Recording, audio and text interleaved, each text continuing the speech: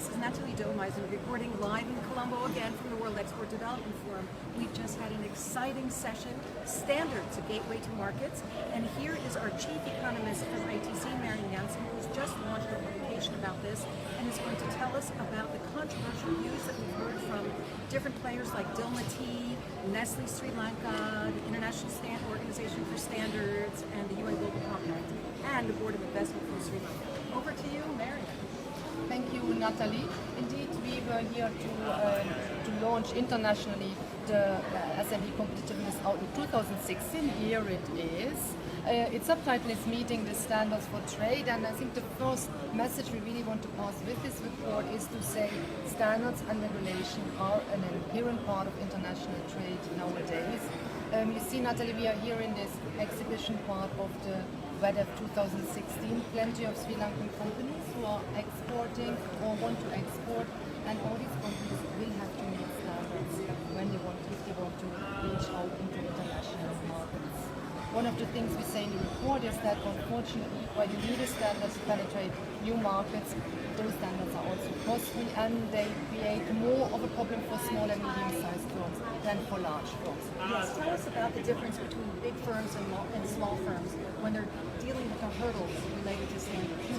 So we have done something quite exciting in this report. We have used for the first time a number of databases of ITC to analyze statistically what the effect is of standards on trade. So we find that if the burdens of regulation increase by 10%, that reduces export revenue of large firms by 1.6%, but the export revenue of small firms by 3.2%. So that's a big difference.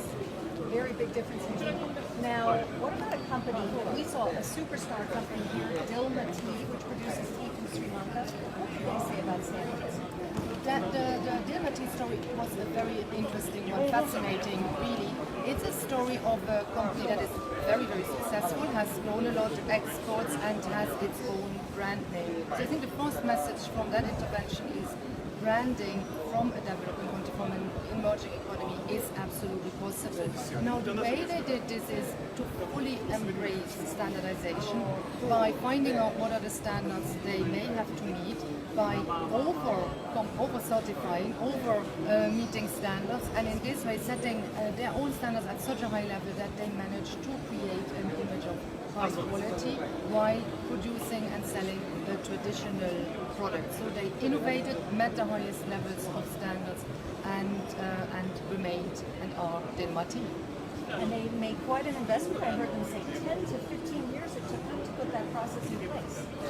A big investment, also some problems like any company risks to encounter when you start exporting, like having implemented a standard, thinking that you are right, and then arriving at the border and having gotten it wrong because the regulation or the standard has changed. These are big costs for a company. A small company can really go bankrupt if this happens. So getting access to the right type of information in a timely manner is crucial for small and medium-sized enterprises.